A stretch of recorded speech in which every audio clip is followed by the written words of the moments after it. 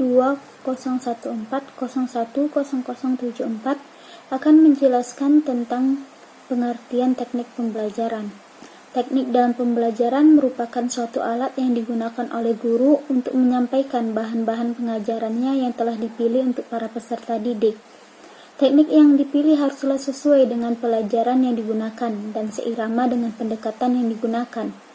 Teknik pembelajaran juga dapat diartikan sebagai cara yang dilakukan oleh para guru dalam mengimplementasikan suatu metode secara spesifik.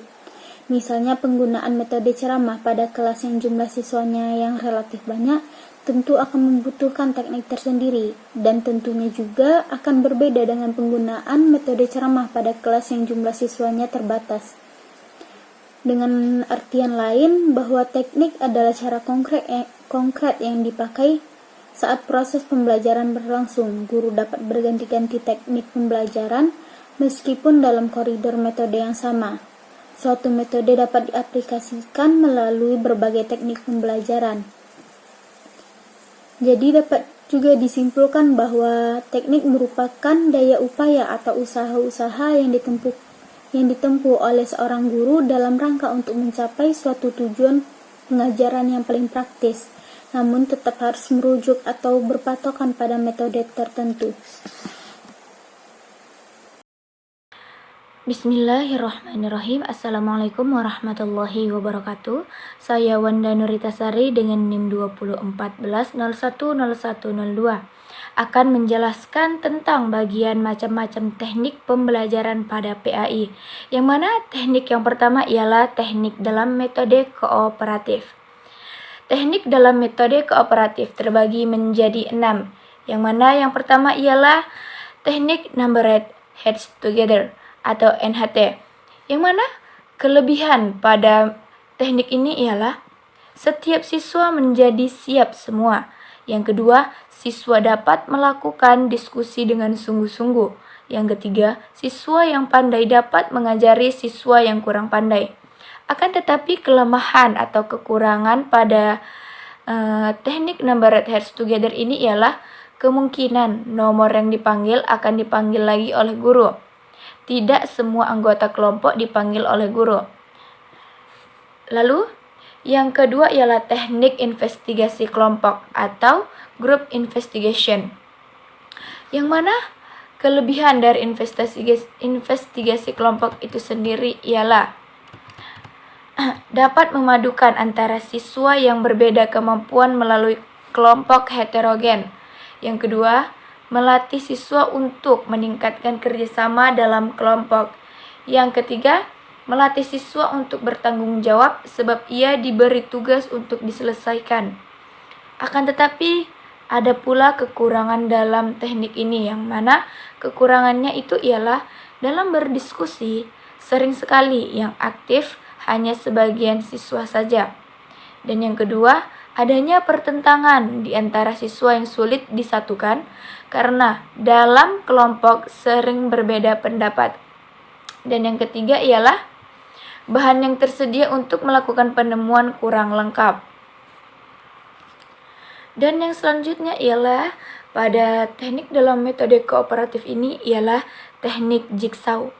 Yang mana kelebihan pada teknik jigsaw ini ialah siswa diajar bagaimana bekerja sama dalam kelompok. Yang kedua, materi yang diberikan kepada siswa dapat merata. Yang ketiga, dalam proses belajar mengajar siswa saling ketergantungan positif. Akan tetapi kekurangan pada teknik jigsaw ini ialah siswa yang aktif akan lebih mendominasi diskusi dan cenderung mengontrol jalannya diskusi. Yang selanjutnya, siswa yang cerdas cenderung merasa bosan. Dan yang ketiga, siswa yang memiliki kemampuan membaca dan berpikir rendah akan mengalami kesulitan. Dan yang selanjutnya ialah teknik Team Game Tournament atau TGT. Yang mana kelebihan pada teknik ini ialah yang pertama, siswa memiliki kebebasan untuk berinteraksi dan menggunakan pendapatnya. Yang kedua, rasa percaya diri siswa menjadi tinggi. Yang ketiga, perilaku mengganggu terhadap siswa lain menjadi lebih kecil. Dan kekurangan pada teknik ini ialah sering terjadi dalam kegiatan pembelajaran tidak semua siswa ikut serta menyumbangkan pendapatnya. Yang kedua, kekurangan waktu untuk proses pembelajaran. Yang ketiga, kemungkinan terjadinya kegaduhan kalau guru tidak dapat mengolah kelas. Dan teknik selanjutnya ialah make a match atau mencari pasangan. Yang mana kelebihan pada teknik ini ialah siswa mencari pasangan sambil belajar mengenai suatu konsep atau topik dalam suasana yang menyenangkan. Yang kedua, teknik ini bisa digunakan dalam semua mata pelajaran dan bisa digunakan untuk semua usia. Dan yang ketiga, suasana kegembiraan akan tumbuh dalam proses pembelajaran. Adapun kekurangan pada teknik ini ialah memerlukan bimbingan dari guru untuk melakukan kegiatan. Yang kedua, waktu yang tersedia perlu dibatasi. Jangan sampai siswa terlalu banyak bermain-main dalam proses pembelajaran. Yang ketiga, guru perlu persiapan bahan dan alat memadai. Dan yang selanjutnya ialah teknik think, pair, and share.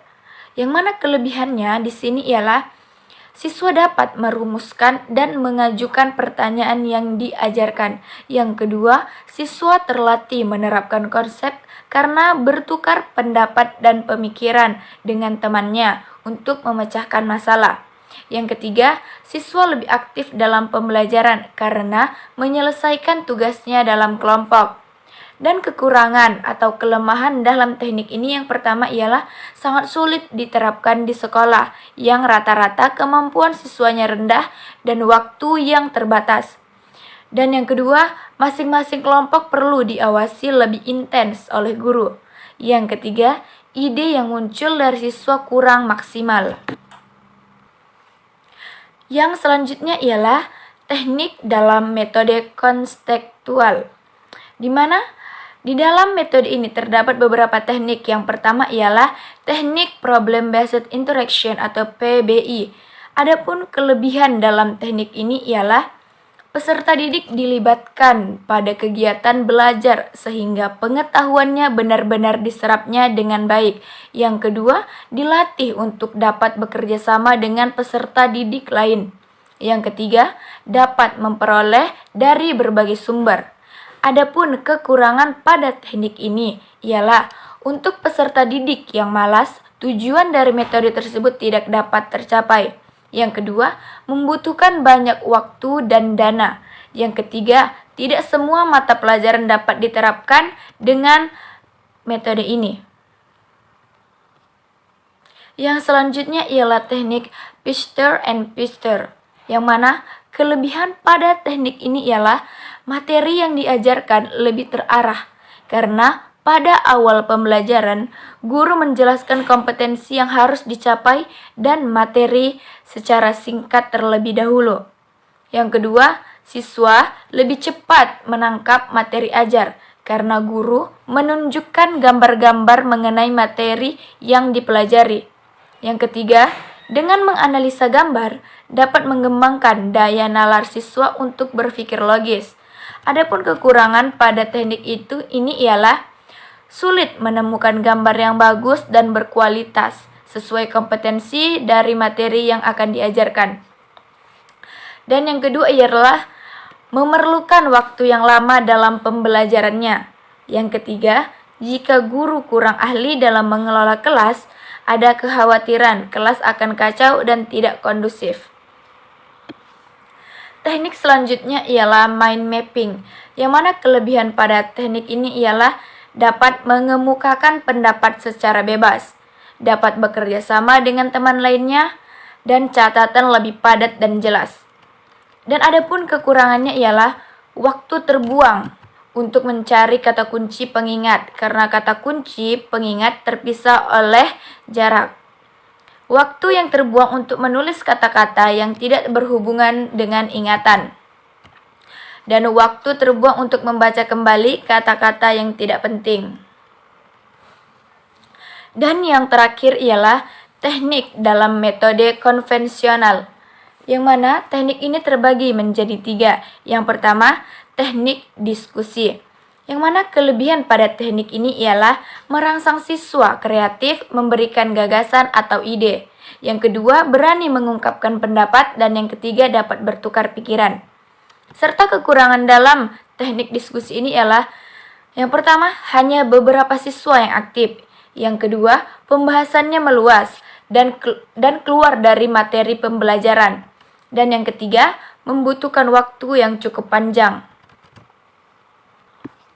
Dan yang kedua ialah teknik demonstrasi, yang mana kelebihan pada teknik demonstrasi ini ialah terjadinya verbalisme akan dapat dihindari karena siswa disuruh langsung memerhatikan pelajaran yang dijelaskan. Yang kedua, proses pembelajaran akan lebih menarik. Dan yang ketiga, dengan cara mengamati secara langsung, siswa akan memiliki kesempatan untuk membandingkan antara teori dan kenyataan. Dan adapun kekurangan pada teknik demonstrasi ini ialah yang pertama itu memerlukan persiapan yang lebih matang, sebab tanpa persiapan yang memadai demonstrasi bisa gagal, sehingga dapat menyebabkan metode ini tidak efektif lagi. Yang kedua, demonstrasi memerlukan peralatan, bahan-bahan, dan tempat yang memadai. Yang ketiga, demonstrasi memerlukan kemampuan dan keterampilan guru yang khusus, sehingga guru dituntut untuk bekerja lebih profesional. Dan teknik yang ketiga ialah teknik simulasi, yang mana kelebihan pada teknik ini ialah simulasi memungkinkan estimasi kinerja sistem yang ada dengan beberapa kondisi operasi yang berbeda. Yang kedua, rancangan-rancangan sistem alternatif yang dianjurkan dapat dibandingkan via simulasi untuk mendapatkan yang terbaik. Dan yang ketiga, pada simulasi bisa dipertahankan kontrol yang lebih baik terhadap kondisi eksperimen. Dan adapun kekurangan pada teknik simulasi ini ialah simulasi tidak akurat. Model simulasi yang baik bisa jadi sangat mahal. Bahkan sering dibutuhkan waktu bertahun-tahun untuk mengembangkan model yang sesuai. Dan yang terakhir, tidak semua situasi dapat dievaluasi dengan simulasi.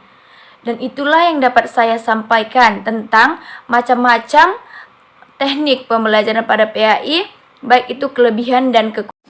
Selanjutnya saya akan membahas tentang skenario pembelajaran.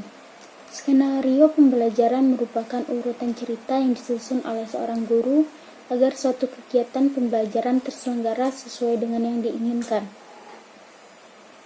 Salah satu kegiatan dasar mengajar yang harus dimiliki oleh seorang guru yang profesional adalah keterampilan menyusun skenario pembelajaran.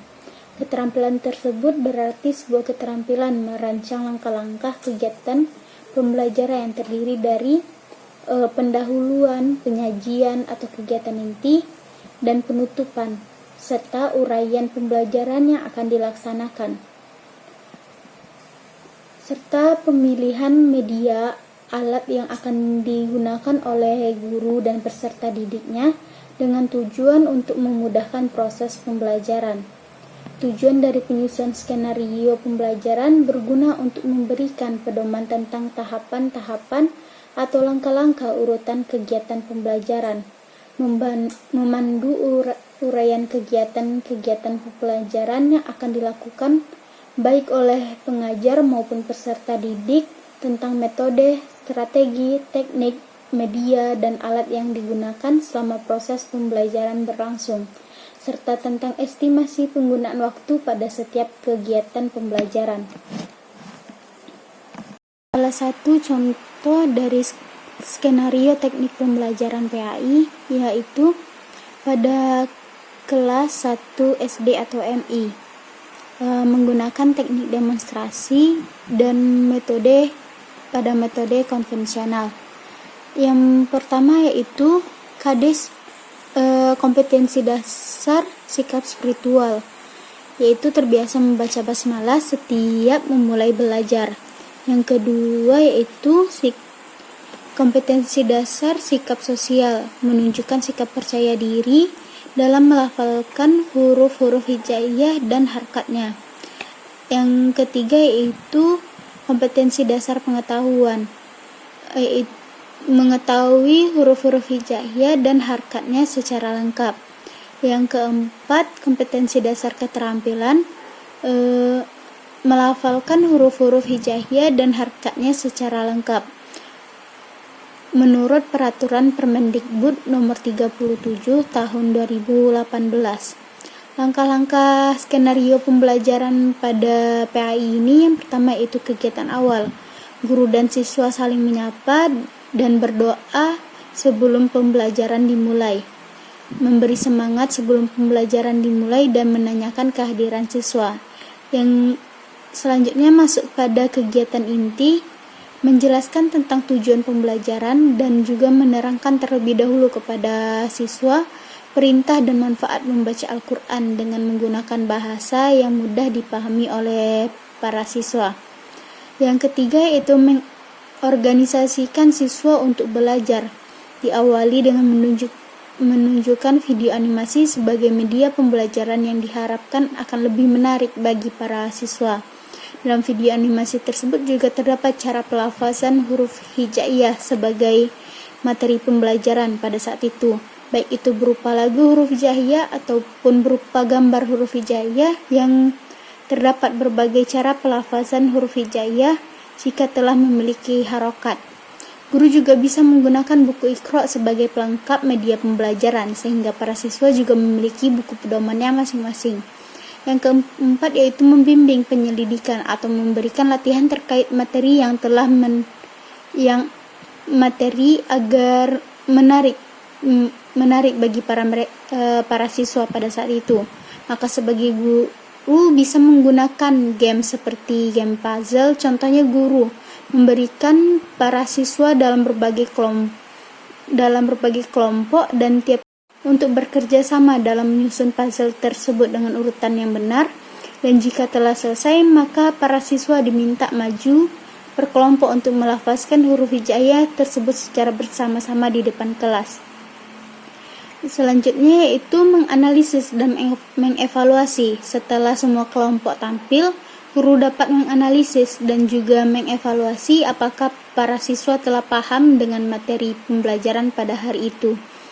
Yang selanjutnya masuk kepada tahap ice breaking. Setelah 15 atau 20 menit pembelajaran telah berlanjut, maka guru dapat melakukan sebuah games yang bisa mengetes konsentrasi para siswa sehingga siswa tidak merasa jenuh dengan pembelajaran dan siswa akan menjadi lebih fokus lagi dengan pembelajaran dan merasa lebih bersemangat untuk memulai pembelajaran kembali. Jika telah selesai tahapan ice breaking, maka selanjutnya kembali melanjutkan pembelajaran setelah dilakukannya ice breaking tersebut. Yang kegiatan terakhir yaitu kegiatan penutup. Guru bersama siswa bersama-sama menyimpulkan pelajaran dan guru juga dapat memberikan tugas dan setelah itu berdoa jika pembelajarannya telah selesai.